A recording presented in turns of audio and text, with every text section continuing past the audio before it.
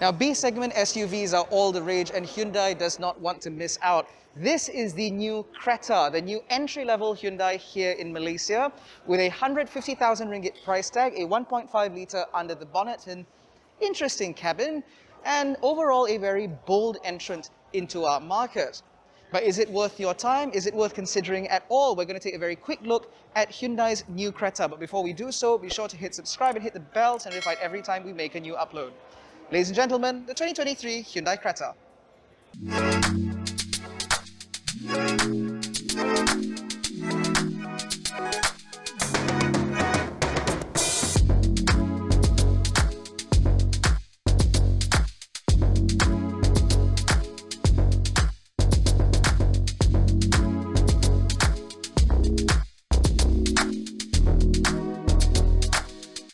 Now, Hyundai's full-size Palisade is actually proving to be rather popular in our market, which is why the majority of the SUVs now look quite similar to that. And that is very evident with the Creta.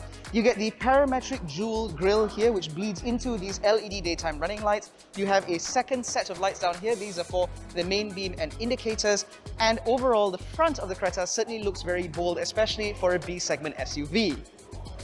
But it's the side of the Creta which I think certainly looks a little bit more daring than other B-segment SUVs, because a lot of vehicles in this segment tend to be crossovers, and so their hatchback-like tendencies tend to show. But with this, it looks a little bit more upright. You have this very bluff front end, 17-inch alloy wheels on this car. They all come as standard. There's only one variant to choose from anyway. And you also get these rather flared wheel arches highlighted with a little bit of black cladding, again, to highlight the fact that this is a crossover/compact SUV.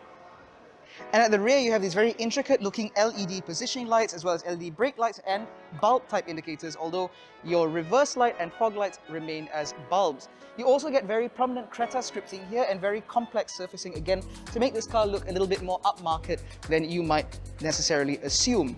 Now, for the Creta, because this is an entry-level vehicle, obviously you do have a manual tailgate. However, back here you will find a pretty decent amount of space. In fact, it does embarrass some larger vehicles within this segment.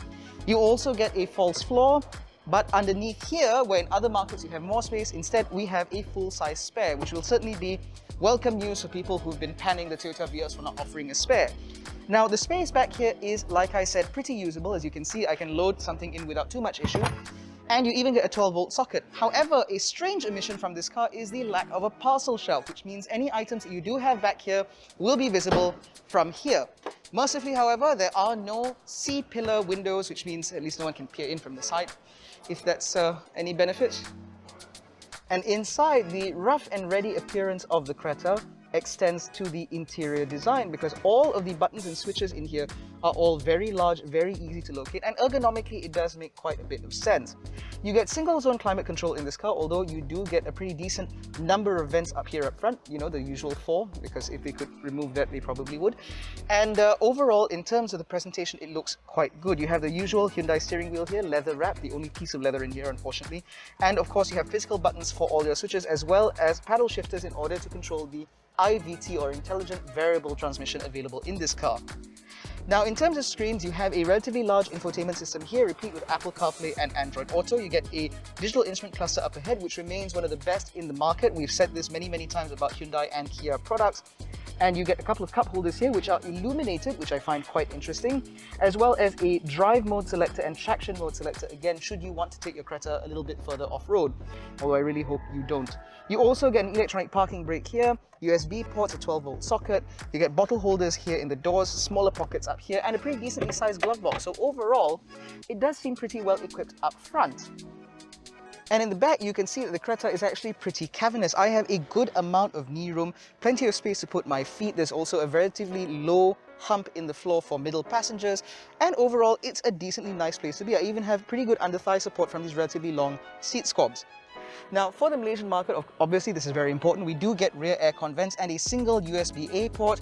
You also get a fold-down armrest here with a couple of cup holders, and naturally you get ISOFIX mounts on the 2 outer seats. You get decently sized bottle holders here, and again, another pocket up here on the door cards. Now, overall, it's quite clear that the Creta is an entry-level model from Hyundai, and so a lot of the equipment and the standard features in here sort of reflect that.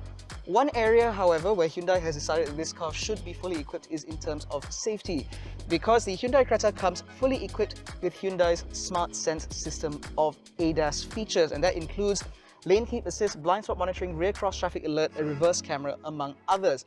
Unfortunately, as Hyundai puts it, this car only comes with conventional cruise control, not adaptive.